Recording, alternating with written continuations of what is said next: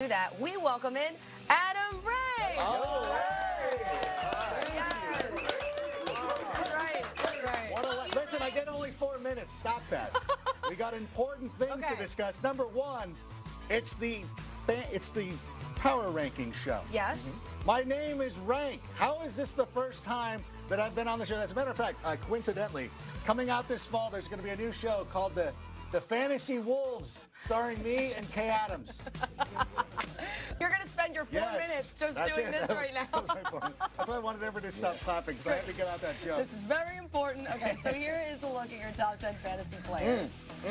And Alvin Kamara, right off the top, is ahead of Tood Gurley. Ahead of Tood Gurley, yep. Antonio Brown, one of the most consistent guys in fantasy football. But let's cut to the chase. Everybody, they've already hit me up on the social media platforms about Alvin Kamara. Like, what are you doing? How can this guy be number one? And I know you were talking about this earlier in the show about how great he was this season. And a lot of the pushback that I get is, if Mark Ingram's still going to... Mark Ingram was there this year. He was the RB5 in standard. He was the RB3 in PPR leagues, and he didn't play the first couple of games because they were trying that Adrian Peterson.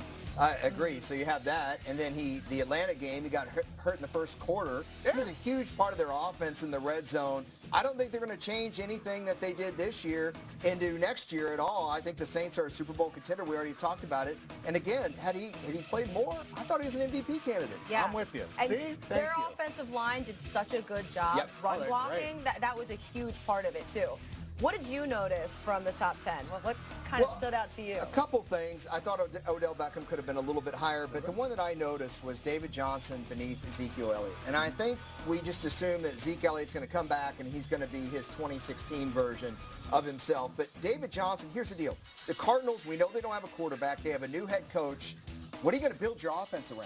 And if David Johnson was just like an 1,800-yard running back, like rushing yards, I wouldn't say this. But he can catch the ball as well as any back in football. So regardless of what kind of offense it is, I think he can do that. Whereas Zeke Elliott, I don't know about that Cowboys offense right now. I don't trust it. And Scott Linehan got away from the run a lot last year. And all those criticisms are fair, but we don't know what Steve Wilkes' offense is going to be like in Arizona. And I understand he does a couple of things really well. You know who else does a lot of things really well?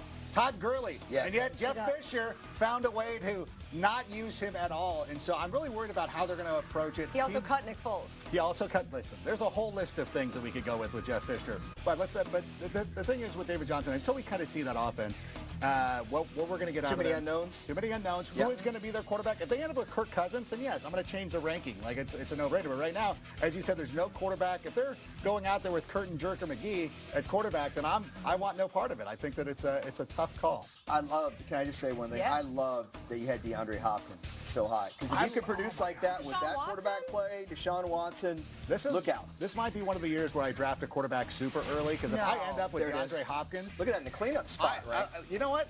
I have a feeling, knowing me and knowing how much I like to put out these hot takes, I have a feeling I'm going to end up with DeAndre Hopkins at number 3 at some point. And if I could get Deshaun Watson, I know you would. How high would you take him, though?